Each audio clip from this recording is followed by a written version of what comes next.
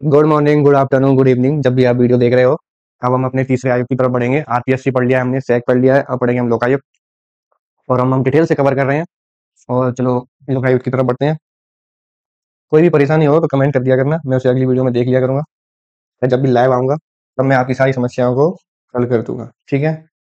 तो लोकायुक्त की स्थापना क्यों, ये संस्था किस लिए बनी गई है? ये भ्रष्टाचार को रोकने के लिए, भ्रष्टाचार को रोकने के लिए बनी गई है, जिससे क्या ना हो, भ्रष्टाचार ना हो। ये उदय कहाँ हुआ? तो 1809 में स्वीडन,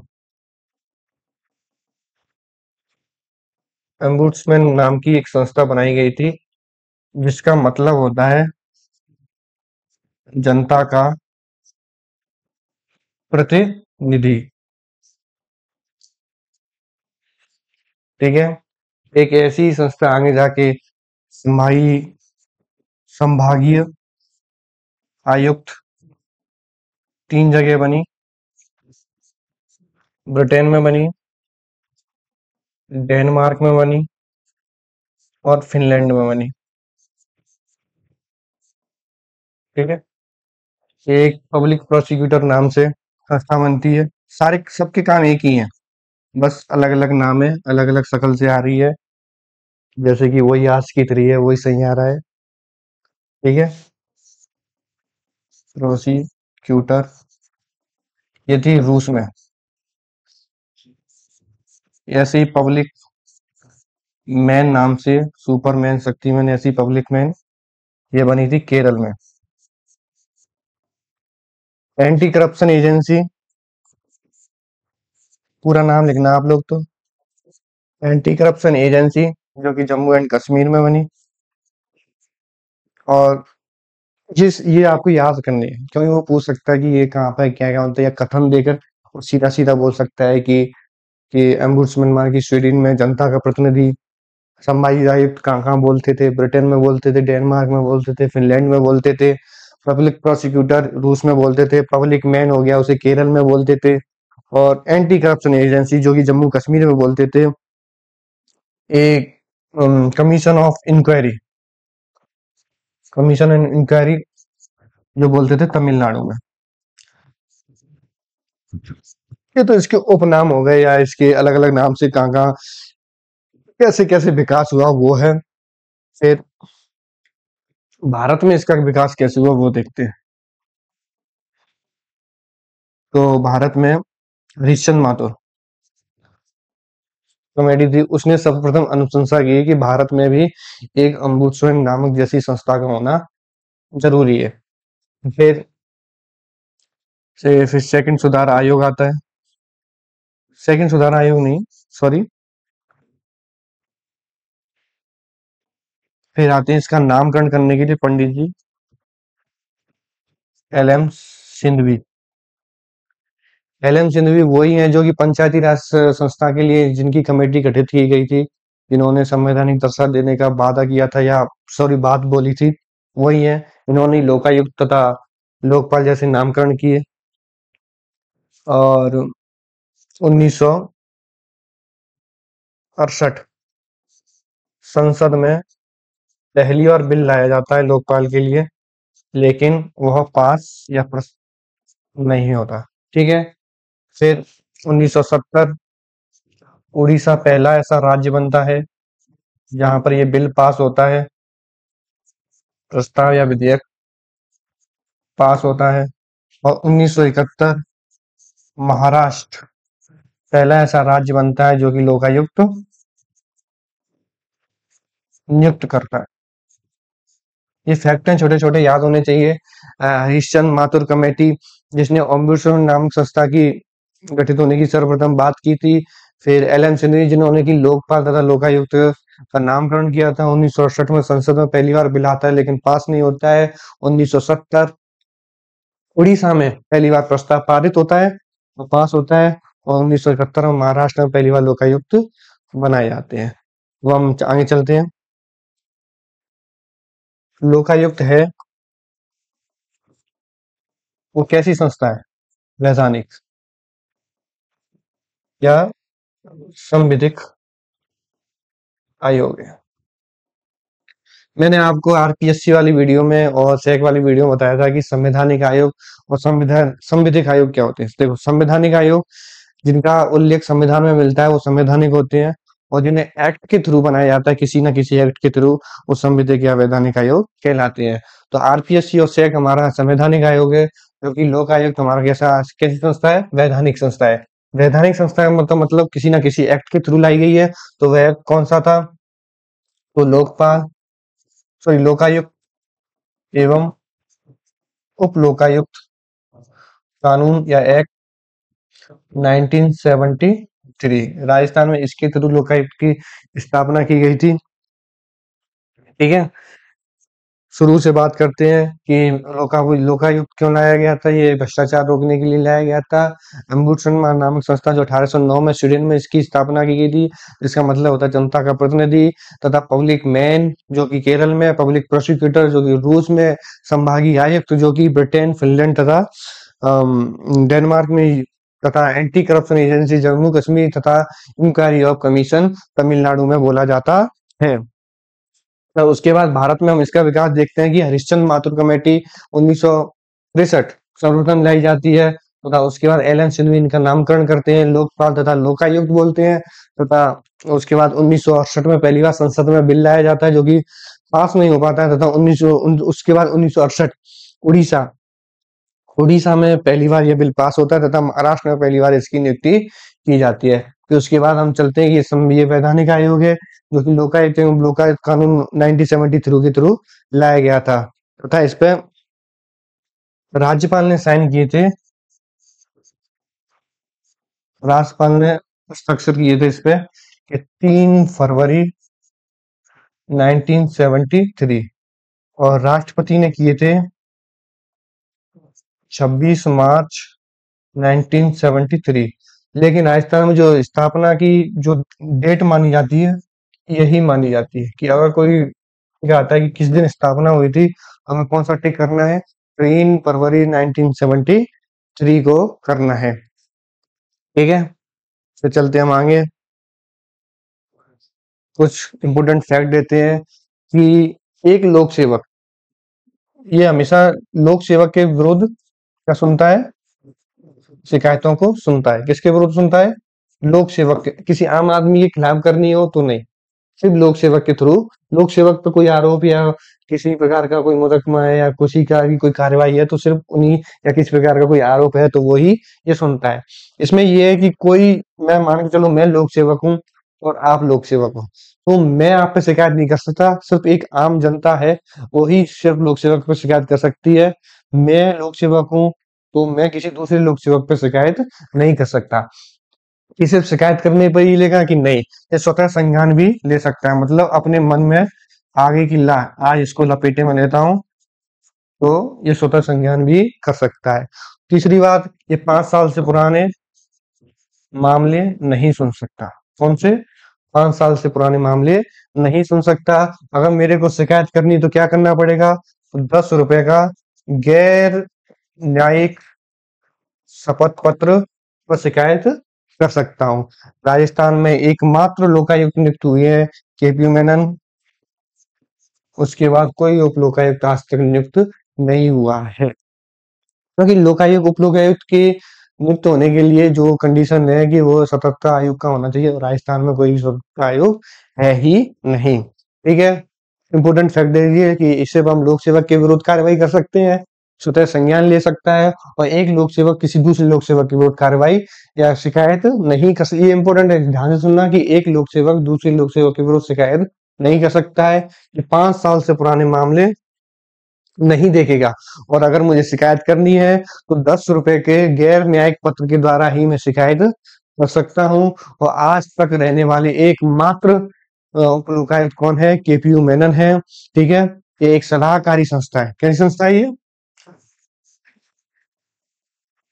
सलाहकारी संस्था को ये मैं बाद में बताऊंगा कि सलाहकारी कैसे है। ठीक है, इससे आगे अब हम चलते हैं। ये याद कर लिया, फिर साथ के साथ याद कर लो, जितनी याद कर लोगे उतना अच्छा है, वरना दिक्कतें आपको ही होगी। वो फैक्ट है, वो आपको याद करनी ही पड़ेंगी। ये क्या कर दिया? ठीक है, वैसे ही बोल देता हूँ मैं, नई नई पीपीटी बनानी पड़ेगी। राज्यपाल सेवा शर्तों का निर्धारण करता है। तो ठीक है, हम इसमें से एक एक पॉइंट लेते चलेंगे। योग्यता, क्या योग्यता होनी चाहिए एक लोकपाल में? तो जो हाई कोर्ट का चीफ जस्टिस या जस्टिस रहा है, उसे लोकपाल बना दिया जाएगा। ठीक है, अगर आप राजस्थान हाई कोर्ट में जज रहे हो या मुख्य न्यायाधीश रहे हो, तो आप मुबारक हो, आप पूरे पूरे बनने योग्य हो। ठीक है, नियुक्ति कौन करेगा? तो नियुक्ति वही एक ही आदमी है, राज्यपाल। एक समिति की सिफारिश पे करेगा। पर समिति में कौन कौन होंगे? तो 3 लोग होंगे समिति में। कौन होगा? सीएम होगा, लीडर ऑफ अपोजिशन होगा मतलब विपक्ष का नेता होगा, तथा तीसरा व्यक्ति होगा वो हाई कोर्ट का मुख्य न्यायाधीश होगा। ठीक है, योग्यता क्या होनी चाहिए? हाई कोर्ट का जज होना चाहिए, चाहे मुख्य न्यायाधीश होना चाहिए। और नियुक्ति कौन करेगा? तो राज्यपाल करेगा। किसकी सिफारिश पे करेगा? तो एक समिति की सिफारिश पे करेगा। उस समिति में कौन कौन होंगे? तो सीएम होगा, विपक्ष का नेता होगा, तथा हाई कोर्ट का मुख्य न्यायाधीश होगा। ठीक है, फिर उसके बाद हम पढ़ते हैं कार्यकाल। कार्यकाल, पुनर्नियुक्ति, कार्यवाहक अध्यक्ष, लोकायुक्त, शपथ। ये एक तो यार पीपीटी गलत बना दी है इन लोगों ने। ठीक है, कार्यकाल पढ़ते हैं हम।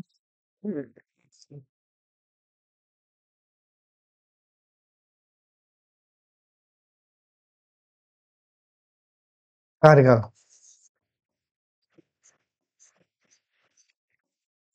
कार्यकाल वही है 565। 2008 में इसको 5 से बढ़ा के 8 कर दिया था। वापिस 2009 में इसको 8 से 5 कर दिया। इस समय जो लोकायुक्त थे वो सज्जन सिंह थे। कौन थे? सज्जन सिंह थे। ठीक है, कार्यकाल कितना है? 565 है। तथा 2008 में ये बढ़ा के 5 से 8 कर दिया गया। फिर 2009 में वापस 8 से 5 कर दिया गया था। इस समय जो लोकायुक्त थे वो थे सज्जन सिंह कोठारी। पुनर्नियुक्ति का कोई भी प्रावधान, पुनर्नियुक्ति का कोई भी प्रावधान नहीं है। अगर हमें कार्यवाहक, जैसे मान लो लोकायुक्त है नहीं, किसी भी कारणवश चले गए, तो जो हाई कोर्ट का चीफ जस्टिस होगा वो किसकी तरह कार्य करेगा, या जज होगा वो किसी तरह करेगा? कार्यवाहक लोकायुक्त की तरह कार्य करेगा। मतलब ये पूरा एक पॉइंट है, कार्यवाहक लोकायुक्त की तरह कार्य करेगा। शपथ कौन दिलाएगा? तो राज्यपाल या राज्यपाल द्वारा नामित कोई भी व्यक्ति। अगर राज्यपाल बोल दे कि आकाश दिला देगा तो भाई मैं दिला दूंगा, इसलिए तो राज्यपाल या राज्यपाल द्वारा नामित कोई भी व्यक्ति। इस्तीफा किसको देगा? तो सीधी सी बात है, जिसने नियुक्त किया है उसको इस्तीफा देगा, तो राज्यपाल को इस्तीफा देगा। वेतन भत्ते कैसे हैं? तो हाई कोर्ट के जज के समान वेतन भत्ते हैं। और वार्षिक प्रतिवेदन किसको देगा? देखो, हमने पढ़ा आरपीएससी वार्षिक प्रतिवेदन किसको देती है? राज्यपाल को देती है। चेक वार्षिक प्रतिवेदन किसको देता है? राज्यपाल को देता है। और यहाँ तक कि लोकायुक्त है वो भी अपना वार्षिक प्रतिवेदन किसको देता है? राज्यपाल को देगा। हम इससे आगे ही पढ़ेंगे तो उसमें पता पड़ेगा कि वो सरकार को देते हैं। ठीक है, तो ये अपना वार्षिक प्रतिवेदन किसको देगा? राज्यपाल को देगा। देखो, निष्कासन की प्रक्रिया थोड़ी समझने वाली है, तो इसके लिए थोड़ा एक एक्स्ट्रा पेज ले लेते हैं अपन। ठीक है,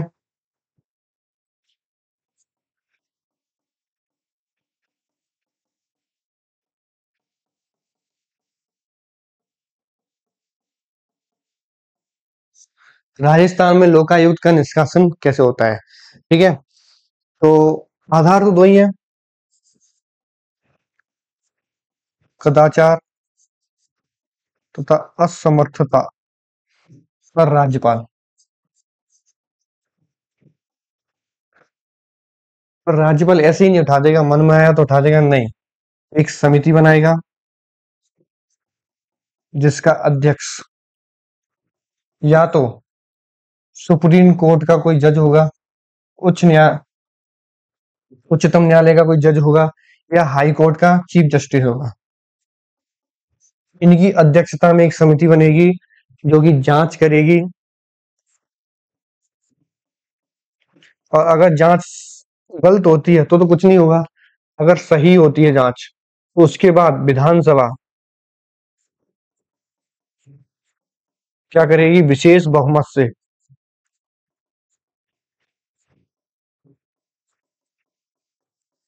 पास करेगी। फिर उसके बाद राज्यपाल हटाएगा। हमने देखा कि निष्कासन लो राजस्थान में लोकायुक्त के निष्कासन की प्रक्रिया क्या है, आधार तो है कदाचार तथा असमर्थता। तो राज्यपाल हटाएगा, लेकिन राज्यपाल ऐसे नहीं हटाएगा, एक समिति की जांच पर हटाएगा। समिति का अध्यक्ष कौन होगा, या तो सुप्रीम कोर्ट का जज होगा या हाई कोर्ट का चीफ जस्टिस होगा। जांच में अगर आरोप गलत पाए जाते हैं तो कोई बात नहीं, अगर सही पाए जाते हैं तो विधानसभा में विशेष बहुमत से प्रस्ताव पारित होगा और फिर राज्यपाल हटाएगा। ठीक है, अब चलते हैं। अगला पॉइंट क्या है, क्षेत्राधिकार। ठीक है, एक बार वापस रिपीट कर देते हैं कि स्वतः यहाँ से वापस करता हूँ मैं। ठीक है, राजस्थान में मुख्य लोकायुक्त के कुछ फैक्ट हैं, जैसे कि एक लोक सेवक दूसरे लोक सेवक के तो विरुद्ध शिकायत नहीं कर सकता। लो लोक सेवक सॉरी लोकायुक्त स्वतः संज्ञान भी कर सकता है, 5 साल से पुराने मामले नहीं सुनेगा। अगर हमें शिकायत करनी है तो 10 रुपए का गैर न्यायिक पत्र पर कर सकते हैं, शपथ पत्र पर सकते हैं। आज तक रहने वाले एकमात्र उप लोकायुक्त कौन है, केपी मेनन है, तथा एक सलाहकारी आयोग है। आयोग की योग्यता मैंने बताई, या तो हाई कोर्ट का जज होना चाहिए, चीफ जस्टिस होना चाहिए। नियुक्त कौन करेगा, तो राज्यपाल करेगा, एक समिति की सिफारिश पर करेगा, जिसमें सीएम होगा, लीडर ऑफ अपोजिशन होगा, तथा उसमें हाई कोर्ट का चीफ जस्टिस होगा। कार्यकाल कितना है, 5 65 मैंने बोला। 2008 में ये बढ़ा के 5 से 8 कर दिया था, 2009 में वापस 8 से 5 कर दिया था। उस समय जो लोकायुक्त थे वो सज्जन सिंह कोठारी थे, तथा पुनर्नियुक्ति का कोई प्रावधान नहीं है। कार्यकाल कार्यवाहक लोकायुक्त अगर लोकायुक्त नहीं है तो उसकी अनुपस्थिति में हाईकोर्ट का जज होगा। शपथ शपथ वही राज्यपाल या राज्यपाल द्वारा नामित कोई भी व्यक्ति इस्तीफा राज्यपाल को देगा। वेतन भत्ते हाईकोर्ट के जज के समान। तथा वार्षिक प्रतिवेदन वो किसको देते हैं, राज्यपाल को देते हैं। निष्कासन की प्रक्रिया भी मैंने समझाई आपको। दो आधार हैं, कदाचार व असमर्थता। राज्यपाल हटाएगा, एक समिति की सिफारिश पर, समिति में सुप्रीम कोर्ट का जज या हाई कोर्ट का चीफ जस्टिस होगा। जांच से अगर गलत पाई जाती, मतलब आरोप गलत पाए जाते हैं तो कोई बात नहीं, सही पाए जाते हैं तो विधानसभा में विशेष बहुमत से प्रस्ताव पारित होगा और राज्यपाल हटा देगा। फिर उसके बाद तो अभी तक हमने इतना ही पढ़ा है।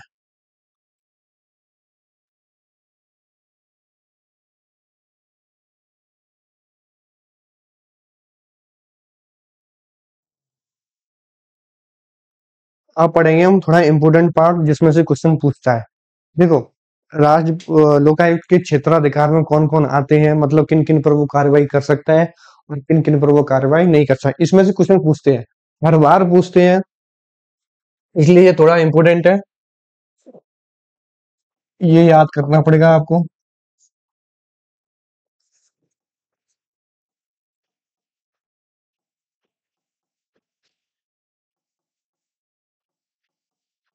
लोकायुक्त के क्षेत्राधिकार में कौन कौन आते हैं। मंत्री आते हैं। मंत्री पे छोटी की मात्रा चढ़ती है बड़ी की, मंत्री। ठीक। तो लोकायुक्त के क्षेत्राधिकार में कौन कौन लोग होते हैं, मतलब किन किन पर वो कार्यवाही कर सकता है अगर शिकायत आती है, मतलब किन किन की वो जांच कर सकता है अगर उसको शिकायत आती है। मंत्री, मंत्री के बाद हम सचिवालय चलते हैं। सचिवालय में सचिव होते हैं, विधानसभा विभागों के अध्यक्ष होते हैं, उसमें लोक सेवक होते हैं। लोक सेवकों के बाद हम चलेंगे पंचायत राज में, वहां पर जिला प्रमुख, जिला परिषद में उप जिला प्रमुख। ये उसके बाद हम चलते हैं पंचायत समिति प्रधान, उप प्रधान, फिर उनके जिला परिषद तथा पंचायत समिति के स्थायी समिति के अध्यक्ष। ये हम मैं समिति तुमको पढ़ाऊंगा जब मैं वो पढ़ाऊंगा विधानसभा, उसके लास्ट में आराम से। तो अभी तक हमने क्या देखा, हम जस्ट शुरू से सोचो, शुरू से सोचते हैं। ऊपर होता है राज्यपाल, राज्यपाल नहीं लिखा मैंने, मतलब नहीं आता। मंत्री लिखे मैंने, मंत्री मुख्यमंत्री आते हैं क्या, आता है, लेकिन कुछ विशेष परिस्थितियों में मुख्यमंत्री में जांच नहीं की जा सकती है, इसलिए सिर्फ मैंने मंत्री लिखे। मंत्री पे की जा सकती है। फिर आप हम चलते हैं प्रशासनिक अधिकारियों में, सबसे बड़ा प्रशासनिक घर किसी का होता है तो सचिवालय होता है, तो सचिवालय में सचिव और विभाग होते हैं, विभागों के अध्यक्ष, फिर बचे कुचे लोक सेवक पूरे आ जाते हैं। फिर हम चलते हैं पंचायती राज में, तो जिला परिषद के प्रमुख, जिला प्रमुख, उप जिला प्रमुख, पंचायत समिति में प्रधान, उप प्रधान तथा वहां पे बनने वाली स्थायी समितियों के अध्यक्ष, कौन, समितियों के अध्यक्ष। फिर हम चलते हैं नगरीय निकायों में, नगरीय निकायों में नगर निगम के महापौर, उप महापौर, उसके बाद नगर पालिका में सभापति, सॉरी नगर परिषद में सभापति, उप सभापति, फिर उसके बाद नगर पालिका में अध्यक्ष, उपाध्यक्ष। देखो ऐसे याद करो, पहले चलो स्टेट में, स्टेट में कौन कौन होते हैं, फिर उसके चलो लोक सेवकों में, लोक सेवकों में देखो सचिव होते हैं जो सचिवालय में रहते हैं, विभाग होते हैं उनके, उनके अध्यक्ष होते हैं, तथा बचे कुछ लोक सेवकों को भी ले लो, क्योंकि लोक सेवकों के विरुद्ध तो कार्यवाही करेगा ही करेगा। तो उसके बाद आ जाओ पंचायती राज में आ जाओ, फिर नगरीय निकाय में आ जाना। तो पंचायती राज्यों में क्या होगा, जिला परिषद के जो प्रमुख होते हैं कौन होते हैं, जिला प्रमुख, उप जिला प्रमुख, और ये पंचायत समिति के प्रधान, उप प्रधान तथा उनमें बनने वाली स्थायी समितियों के अध्यक्ष। अब अपन चलते हैं नगरीय निकायों में, तो वहाँ नगर निगम में महापौर और उप महापौर, और नगर परिषद में सभापति, उप सभापति, नगर पालिका में अध्यक्ष। बात इतना कठिन भी नहीं है, थोड़ा उस तरीके से याद करोगे तो सरल है।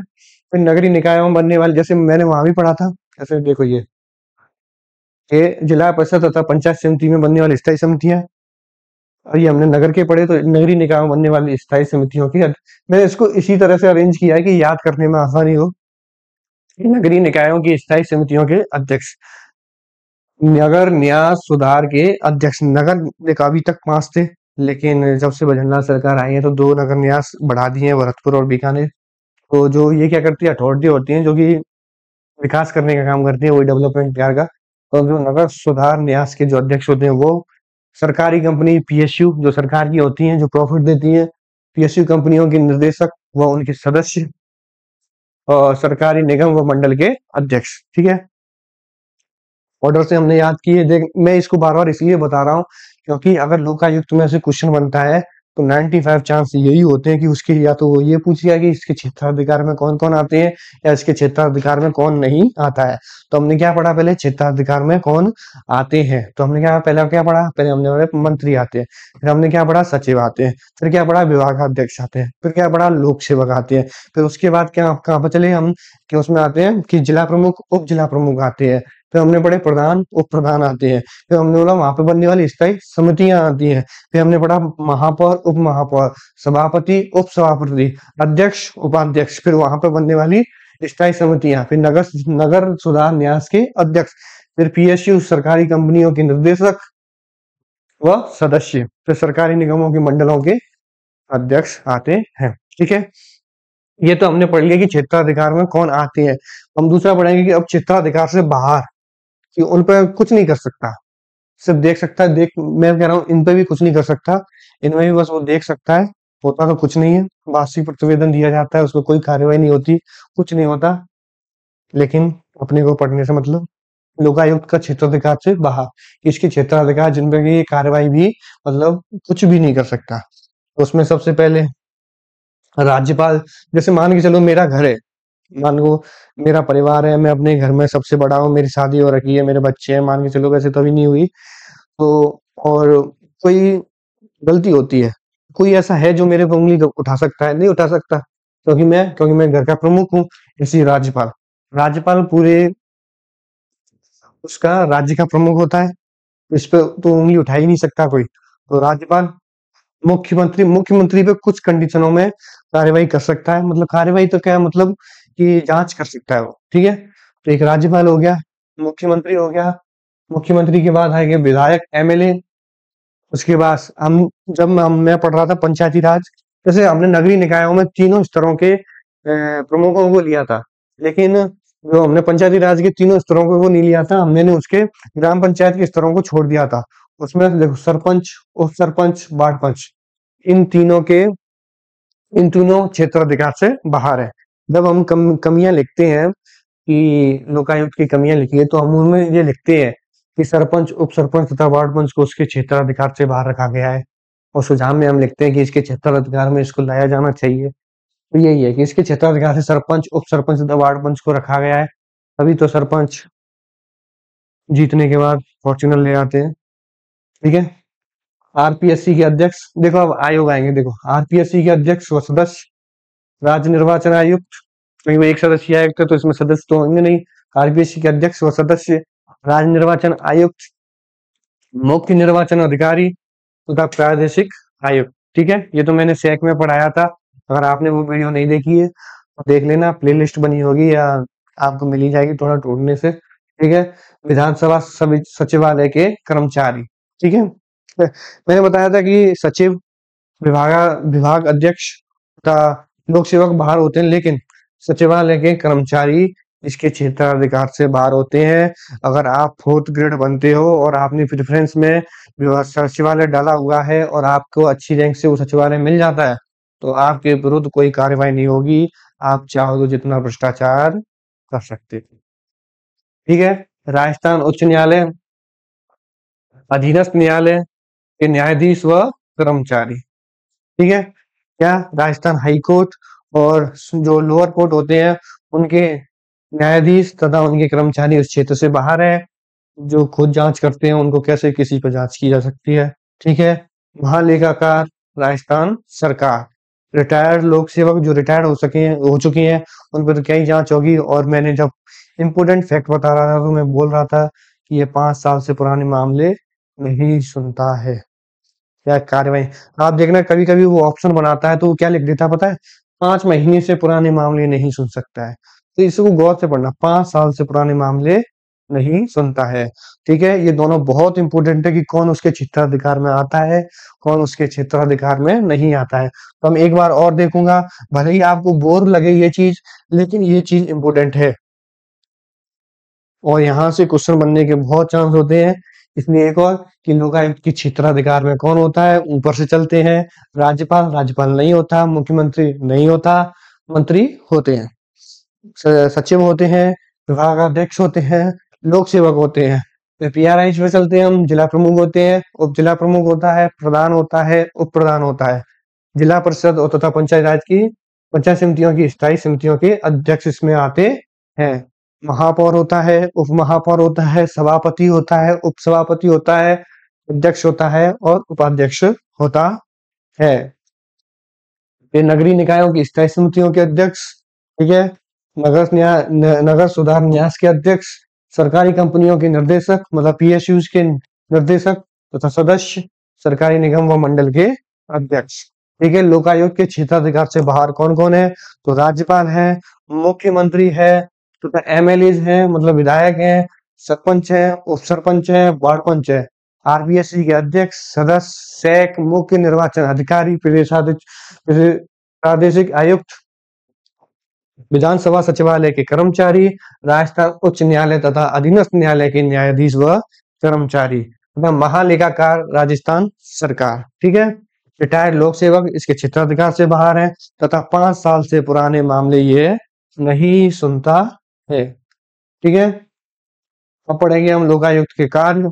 वो पूछ सकता है ऐसे लिख के कि लोकायुक्त के कार्य कहाँ है, option A, option B, option C, तो इसलिए हम ये थोड़ा इम्पोर्टेंट हो जाता है।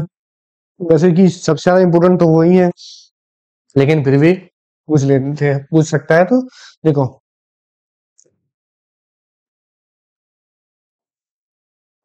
लोकायुक्त में धारा 7 में, जो लोकायुक्त का एक्ट बना था 1973 का, मैंने बोला था, तो उसकी धारा 7 है ना, तो लोक सेवकों के विरुद्ध अपील व शिकायत स्वीकार करना।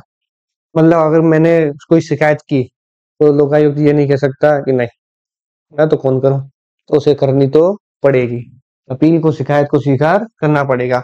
अब वो अपील किससे संबंधित होनी चाहिए, ये बोल दूं कि नहीं भाई मेरी घर की घंटी बजा के भाग गया, तो ऐसी कोई शिकायत नहीं कर सकता मैं। तो यही है कि या तो उसने भ्रष्टाचार किया हो या अपने पद का दुरुपयोग किया हो, मतलब वो ये कहे कि आपके घर तो बिजली तब आएगी आएगी जब आप मिठाई का एक डिब्बा दोगे। ठीक है, ऐसा नहीं, भ्रष्टाचार का मामला हो, लोक सेवकों ने पद का दुरुपयोग किया हो, लोक सेवक में सत्य निष्ठा का अभाव हो।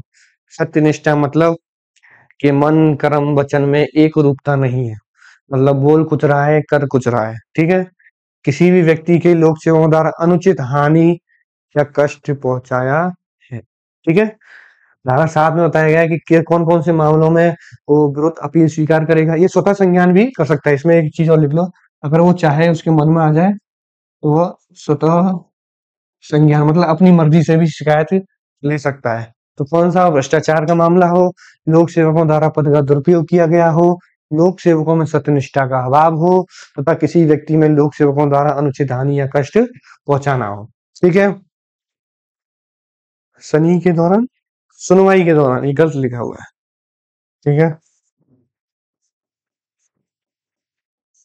सुनवाई के दौरान लोकायुक्त को सीपीसी 1908, देखो 1908 कहीं भी देखो, जब हम राजस्थान पॉलिटी पढ़ेंगे तो सीपीसी 1908 बहुत जगह आएगी। तो सीपीसी 1908 में राजस्थान पॉलिटी में आपको याद रखने वाली 4 बातें हैं, ये आप यहाँ याद कर लो, आपको सब जगह वही वही याद करनी है। ठीक है।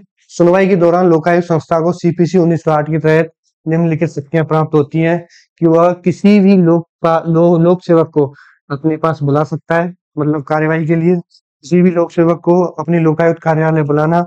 ठीक है। तथा गवाही के लिए किसी भी व्यक्ति किसी अन्य लोक सेवक को बुला सकता है, तथा अन्य लोक सेवक को गवाही हेतु बुला सकता है, तथा उनका जो बयान है वो किसी भी शपथ पत्र पर ले सकता है। किस पे ले सकता है? शपथ पत्र पर ले सकता है। क्या ले सकता है? बयान ले सकता है।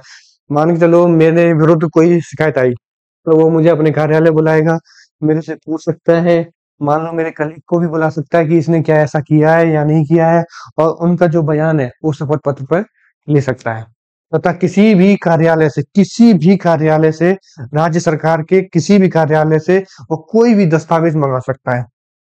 क्या कर सकता है? कोई भी दस्तावेज मंगा सकता है। सीपीसी 1908 के तहत 4 शक्तियां प्राप्त होती है कि एक तो लोक सेवक को अपने कार्यालय बुला सकता है, अन्य लोक सेवक को गवाही हेतु बुला सकता है, उनके बयान ले सकता है शपथ पत्र पर, तथा किसी भी राज्य सरकार के कार्यालय से कोई भी दस्तावेज मंगवा सकता है। राज्य सरकार अनुशासनात्मक कार्रवाई हेतु सिफारिश करेगा। ये सजा नहीं दे सकता। ये क्या करेगा? सिर्फ सरकार को बोलेगा कि भाई इसने काम किया है कुछ गलत, आप इसको सजा दे दो। इसलिए मैंने आपको शुरुआत में बोला था कि लोक सेवा लोकायुक्त वो है संस्था है, वो संविधिक क्यों है और सलाहकारी आयोग है। सलाहकारी आयोग मतलब सिर्फ सलाह दे सकता है, कोई कार्रवाई नहीं कर सकता। लेकिन उल्टा है, जैसे कि मान लो मैंने शिकायत की और मेरी शिकायत गलत निकली, तो 3 साल की सॉरी कहा है 3 साल की जेल, जुर्माना या दौर दे सकता है। मतलब कि अगर मैंने शिकायत की कि फलाने आदमी ने फलाना काम किया है और जांच निकली, तो जांच में ये शिकायत गलत निकली, तो मेरे खिलाफ 3 साल को मेरे को 3 साल की जेल हो सकती है, ये और जुर्माना हो सकता है, या दोनों हो सकते हैं। लेकिन अगर आरोप सही निकले तो लोक सेवक के खिलाफ सिर्फ और सिर्फ सिफारिश की जाएगी, उसे वो कुछ सजा नहीं दे सकता। हिपोक्रेसी देखो आप, तो हिपोक्रेसी। ठीक है। जांच के दौरान बाधा, मतलब मैं अगर कोई कार्रवाई कर रहा हूँ और मैं कुछ जानने की कोशिश कर रहा हूँ, मैं कुछ दस्तावेज मंगा रहा हूँ और मैं लोकायुक्त हूँ, और लेकिन कोई उसमें टांग अड़ा रहा है अपनी, तो 6 माह की जेल हो सकती है। ठीक है। राज्यपाल को वार्षिक प्रतिवेदन देगा। ठीक है। ये तो सबका याद करना है कि जो वार्षिक प्रतिवेदन कौन किसको देते हैं। बहुत बार मैंने देखा है कि ये सीधा सीधा पूछ लेते हैं कि ये अपना वार्षिक प्रतिवेदन किसको देता है। तो अभी तक हमने 3 आयोग पढ़े हैं, तीनों अपने वार्षिक प्रतिवेदन किसको देते हैं? राज्यपाल को देते हैं। तो हमने क्या क्या पढ़ा? तो हमने इसकी वो पढ़े, कार्य पढ़े, क्या पढ़े? धारा 7 के तहत यह लोक सेवक के विरुद्ध अपील सुन सकता है, स्वतः संज्ञान भी ले सकता है। कौन सा मामला होना चाहिए? भ्रष्टाचार का मामला होना चाहिए, पद का दुरुपयोग किया होना चाहिए, कोई कष्ट या नुकसान पहुंचाया हो, या सत्यनिष्ठा का अभाव हो, मन कर्म वचन में एकरूपता ना हो। और सुनवाई के दौरान सीपीसी 1908 के तहत उसे निम्न शक्तियां प्राप्त होती है। लोक सेवक को अपने कार्यालय बुला सकता है, तथा अन्य लोक सेवक को गवाही हेतु बुला सकता है, तथा कोई भी दस्तावेज मंगा सकता है, तथा उनका बयान शपथ पत्र पर ले सकता है, तथा अनुशासनात्मक के विरुद्ध कार्रवाई की सिफारिश करना, तथा गलत शिकायत करने पर, अगर मैंने गलत शिकायत की है तो 3 साल की जेल, जुर्माना या फिर मेरे को दोना होगा। और जांच के दौरान अगर रुकावट पैदा करते हैं तो 6 माह की जेल। तो अपना वार्षिक प्रतिवेदन किसको सौंपेगा? राज्यपाल को देखेगा। देखो, लोकायुक्त संस्था में सुधार हेतु समितियां बनी थी। मैंने आरपीएससी में भी 2 लिखाई थी, विजय वर्गीय समिति कुमावत समिति। इसी प्रकार लोकायुक्त में सुधार हेतु 3 समितियां बनी थी। तीनों याद करना क्योंकि तीनों ही बड़े-बड़े आदमी हैं, जैसे ये कैबिनेट मंत्री है, ये माध्यमिकता है, ये मुख्यमंत्री है, ये उप मुख्यमंत्री, ठीक है? ठीक है, तो ये तीनों याद करनी है। हरिशंकर भावड़ा समिति 1997, वीडी कल्ला समिति 2002, नरपतमल लोढ़ा समिति 2000। इसमें तुम्हें क्या समझाऊं, इसी इसी रटनी है आपको कि सुधार के लिए कौन कौन सी समितियां बनी है। 3 समिति बनी है, हरिशंकर भावड़ा समिति, वीडी कल्ला समिति, नरपत लोढ़ा समिति। महत्वपूर्ण तथ्य देखो, और ये फैक्ट है, ये रटने पड़ेंगे। वो जो मैंने अब तक बताया वो भी तुमको रटना ही पड़ेगा, इसमें कोई दो राय नहीं है। आप कितना भी भाग लो इस चीज से, लेकिन आपको रटने तो पड़ेंगे भाई। तो ये थोड़े और है, ये भी रटना पड़ेगा। वर्तमान में लोकायुक्त कौन है? तो प्रताप कृष्ण लोहरा, पीके पीके लोहरा जी। और ये 13वें नंबर के हैं। कभी कभी ये नहीं पूछता है कि वर्तमान लोकायुक्त बताइए, वो सीधा ये पूछ लेगा कि 13वें नंबर का लोकायुक्त बताइए। तो कौन है? प्रताप कृष्ण लोहरा। जो फर्स्ट लोकायुक्त थे वो आईडी दुहा। ये उल्टा सीधा क्यों लिखा है भाई? आईडी दुहा, ठीक है। अभी कौन है? प्रताप कृष्ण लोहरा। पहले कौन थे? आईडी दुहा, जो कि सुप्रीम कोर्ट के न्यायाधीश भी रह चुके हैं। ये यहाँ से लेके यहाँ तक ये है। जो आईडी दुआ है वो सुप्रीम कोर्ट के पूर्व न्यायाधीश रह चुके हैं, ठीक है। हो सकता है जो सुप्रीम कोर्ट के पूर्व न्यायाधीश रहे हैं वो लोकायुक्त कौन है? तो वो कौन है? आईडी दुआ, ठीक है। अब तुम ये कहोगे कि मैंने ये बोला था कि नियुक्त सिर्फ उस व्यक्ति को किया जाएगा जो कि हाई कोर्ट का जज होगा या चीफ जस्टिस होगा। ये जो सुप्रीम कोर्ट का जज है इसको कैसे नियुक्त कर दिया? तो मेरी बात सुनो कि मैं ये बोलूं कि 4th ग्रेड में 10th पास लोग फॉर्म भर सकते हैं, तो इसका मतलब ये थोड़ी है कि 12वीं पास वाला फॉर्म नहीं भर पाएगा, या ग्रेजुएशन वाला फॉर्म नहीं भर पाएगा, या पीएचडी किया हुआ फॉर्म नहीं भर पाएगा।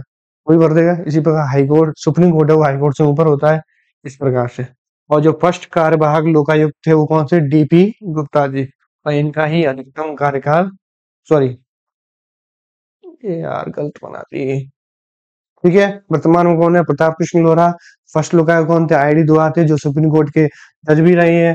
फर्स्ट कार्यवाहक लोकायुक्त कौन थे? डीपी दुआ थे। अधिकतम कार्यालय किसका है? तो है एमवी शर्मा, महेंद्र भूषण शर्मा। और न्यूनतम कार्यकाल किसका है? न्यूनतम कार्यकाल है विनोद शंकर दुबे, दबे। मिनिमम मिनिमम कार्यकाल या न्यूनतम कार्यकाल किसका है? तो विनोद शंकर दुबे, वीएस दबे। वो कुछ कैसे भी पूछ सकता है। वो मान के चलो मैं यहाँ लिख दूं वीएस दबे, वहां वो पूछ ले विनोद शंकर दबे, तुम तो कहोगे तो ये तो बताया ही नहीं। तो ऐसे नहीं, शॉर्ट फॉर्म में लिखा है। तो विनोद शंकर दबे न्यूनतम कार्यकाल। लोकायुक्त जो राजस्थान के कार्यवाहक राज्यपाल भी रहे हैं। ये यार ये थोड़ा उल्टा सीधा लिख दिया है, ठीक है। यहाँ से अलग लगा है। लोकायुक्त जो राजस्थान के कार्यवाहक राज्यपाल भी रहे हैं, 2 लोग हैं, डीबी गुप्ता जी हैं और मिलाप चंद्र जैन भी है, ठीक है। लोकायुक्त जो किसी भी हाई कोर्ट के चीफ जस्टिस, मुख्य न्यायाधीश रहे हैं, तो ऐसे 3 लोग हैं। डीबी गुप्ता जी जो राजस्थान हाई कोर्ट में चीफ जस्टिस रहे हैं, मिलाप चंद्र जैन जी जो दिल्ली हाई कोर्ट के चीफ जस्टिस रहे हैं, तथा देखो राजस्थान में कार्यवाहक राज्यपाल भी रहे हैं। तो डीपी गुप्ता कौन है? ऐसा क्वेश्चन पूछ ले, ऐसा कौन सा लोकायुक्त है जो कि दिल्ली हाईकोर्ट के चीफ जस्टिस भी रहे हैं, तो राजस्थान के कार्यवाहक राज्यपाल रहे हैं, तो वो कौन है?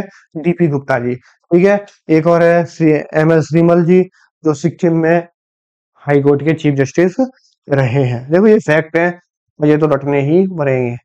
लोकायुक्त जो राजस्थान में हाईकोर्ट के कार्यवाहक मुख्य न्यायाधीश रहे हैं, तो कौन है? एमएम जोशी जी। तो ये होता है अपना लोकायुक्त पूरा, ठीक है।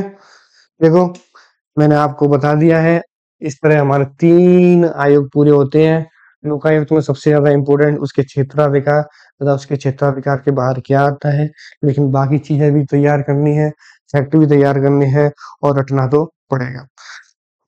अपने 3 आयोग होते हैं पूरे, और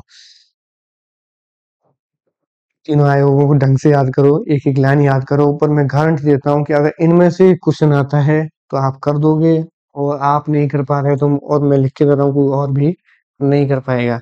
इतनी चीजें तो ये आपको याद करनी ही पड़ेगी, कोई और दूसरा रास्ता नहीं है। ये फैक्चुअल सब्जेक्ट है, इसमें बहुत फैक्ट है, सबसे ज्यादा फैक्ट इसी में मिलते हैं और वो पूछता भी है ऐसे क्वेश्चन इसमें अटपटे, तो आपको याद करने पड़ेंगे। आज के लिए बस इतना ही, मिलते हैं अगली वीडियो में। Thank you.